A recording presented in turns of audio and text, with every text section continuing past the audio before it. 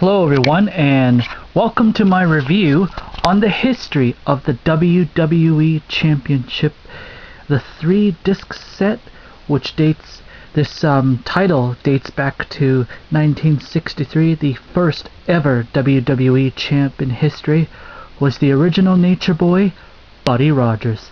He won that title at the famous building in North America history, the oldest one ever, Madison Square Gardens. That's the famous place to have all the main events held. So let's take a look. See that?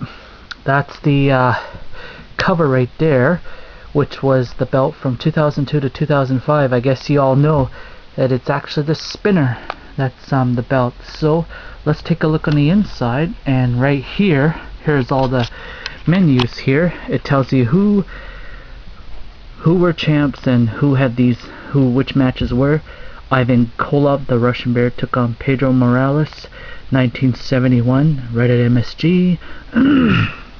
But the first champ was Buddy, and then after him, an Italian stallion named Bruno Samartino took it from the Nature Boy, and then Bruno lost to the Russian Bear, and then the Russian Bear only had it for 3 weeks, and his biggest challenge was a guy named the Puerto Rican Pedro Morales, the first Puerto Rican ever to become WWE champ.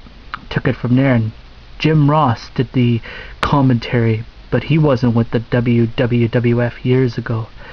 And then after that, in 1973, Pedro Morales lost the title to a guy named Stan the Man Stasiak. And then from there, and 2 weeks later, he loses it to Bruno Sammartino again. And Sammartino was the first guy to be 2-time World Heavyweight Champ. But actually, the WWE title was not recognized as the real title. So his challenge was another Hall of Famer, Killer Kowalski, who won at the WWF title years ago. And I guess he had a brutal match. And, you know, it's one of the best I ever watched in DVD history. And in 1977, a future Hall of Famer challenged Bruno Sammartino in the famous Baltimore, Maryland. And he took on Bruno Sammartino, and he did a really wicked cheap pin. 1, 2, 3, used the foot to pin him. And then a year later, a golden boy by the name of Bob Backlund, who got the name from Arnie Skolin, took on superstar Billy Graham and took the title from him. And he had such good rivals with 2 Hall of Famers.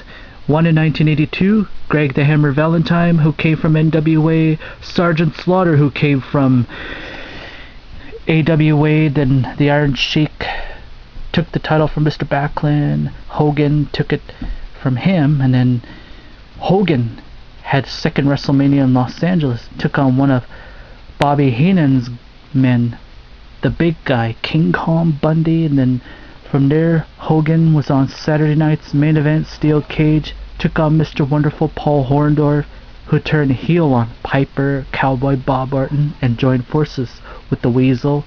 Then, the biggest pay-per-view ever, WrestleMania 3, Hogan, the Irresistible Force meets the Immovable Object, in 1987 at the Pontiac Silverdome. Then the main event, year later, Hogan lost it because of Ted DiBiase paid Dave or Earl Hebner, one of the Hebners. But then I wish they could have put the Macho Man Randy Savage and Hulk Hogan, and Hogan took it from him a year later. Disc 2, the 90s, Hogan took on the biggest man ever, the Ultimate Warrior. Was one hell of an ultimate challenge. You know, that place went bananas. 1994 SummerSlam, brother versus brother, the sons of Stu and Helen Hart, God bless their soul. That was a good rivalry of a brotherly love match, and one of the most intense match I ever got in WWE history. Bret Hart versus Shawn Michaels. Oh my God, 1 hour, and the best catchphrase ever, the boyhood dream has come true. And then he had some good rivals. And in your house, I got Mind Games. Mick Foley's alter ego Mankind took on the Heartbreak Kid. And from there, he lost it to a guy named Psycho Sid at the Survivor Series. I wish they could have put that, but Psycho Sid would lose it to the HBK. Bret Hart had it for a short day. Undertaker took it at WrestleMania 13, but Bret Hart got help from him. And that's the Montreal screw job. And after that, Stone Cold wanted to become the WWE champ in his career. And there's the disc, as you can tell, right there. That's an amazing. And then, I guess this is the Millennium, the Royal Rumble 2000. Oh my god. First ever bloodbath match between Foley and Triple H's other alter ego, Cactus Jack. And then the SummerSlam 2000, Dwayne "The Rock" Johnson, Triple H, Kurt Angle. I miss you so much. I wish you would come back. Was at SummerSlam, but Kurt Angle got his championship match at No Mercy 2000. And The Rock, Austin, WrestleMania 17. That, you know, it wasn't the same without Jerry the King Lawler, because he was on an 8-month hiatus. Vengeance, I did not like at all. 2001, because of Booker T helped Jericho steal the Undisputed World Heavyweight Champ. But then they should have put WrestleMania 18, Triple H becoming Undisputed World Champ.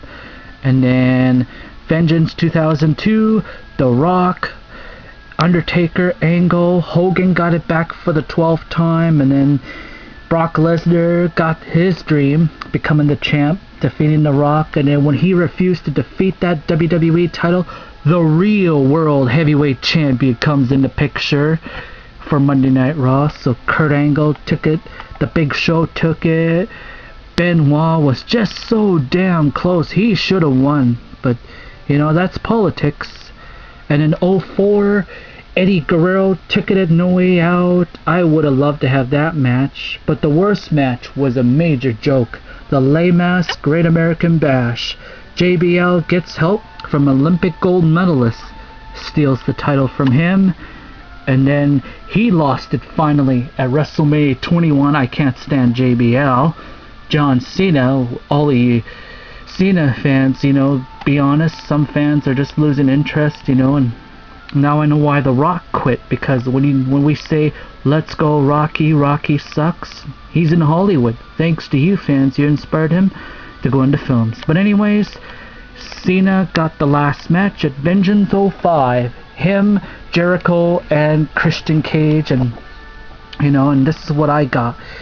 The Nature Boy, Buddy Rogers, Bruno Sammartino, Ivan Koloff, Pedro Morales.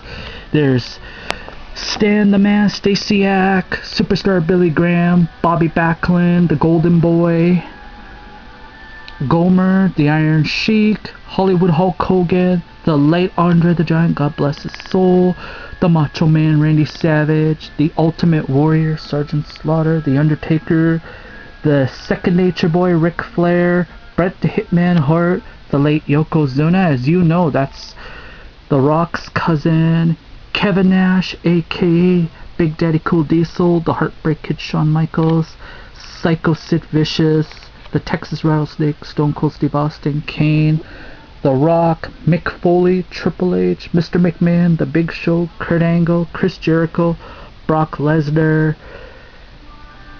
Eddie Guerrero, JBL, John Cena, Edge, RVD, and then from there, Randy Orton.